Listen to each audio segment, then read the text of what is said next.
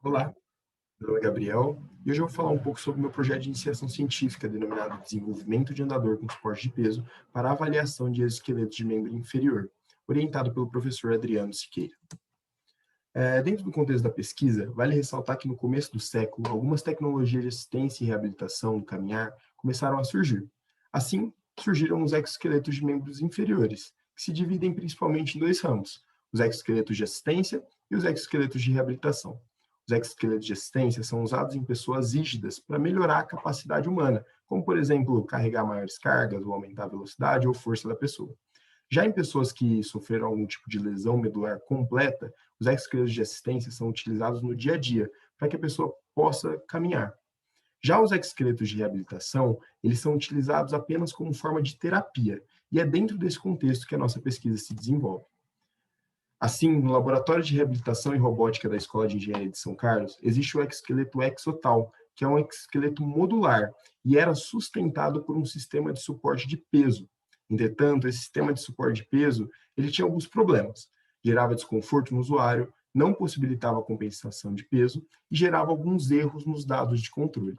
Assim, esses problemas acabaram culminando no objetivo da pesquisa, o objetivo da pesquisa principal, então, foi criar uma estrutura que possibilitasse a compensação do peso do exoesqueleto e o caminhar no solo. O projeto, então, nasce com algumas principais características, como uma estrutura altamente personalizável, uma estrutura que permitisse a caminhada no solo ou na esteira ergométrica, e a compensação elástica e ajustável do peso do exotal. Assim, algumas características, como o uso de perfis estruturais, o uso de cantoneiras, e o uso de módulos elásticos na compensação do peso, foram utilizados no projeto. Além disso, foi feita também uma análise estrutural, principalmente do pórtico de sustentação de peso, que é a área mais solicitada, já que sustenta o peso da pessoa.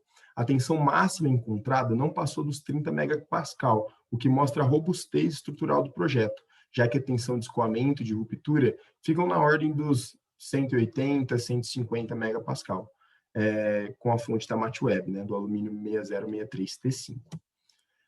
Após o projeto ser feito, foi feita a montagem, né? Então, a gente pode observar aqui o braço rotativo montado, os módulos elásticos, que utilizaram de molas helicoidais e mecanismos de esticadores de cabo de aço para fazer ajuste de tração. Além disso, a gente tem a conexão da estrutura com o exo, que foi feito por uma peça em hélio de poliuretano conectada no exoesqueleto, além de um eixo de aço prata conectado a um mancal. E aqui a montagem final com o usuário e com o exoesqueleto. A avaliação e os resultados do projeto. A avaliação e o resultado foram divididos principalmente em duas partes, ergonomia e dados do controle.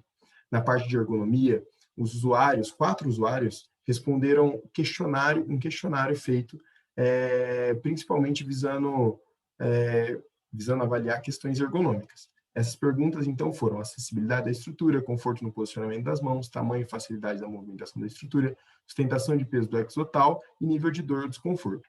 Podemos perceber que nível de dor, desconforto, sustentação do peso do exotal e acessibilidade da estrutura foram pontos que se destacaram positivamente, validando os principais objetivos do projeto. Então, o segundo principal resultado que a gente queria avaliar eram os dados do controle. Assim, foi feita uma marcha em esteira e uma marcha em solo.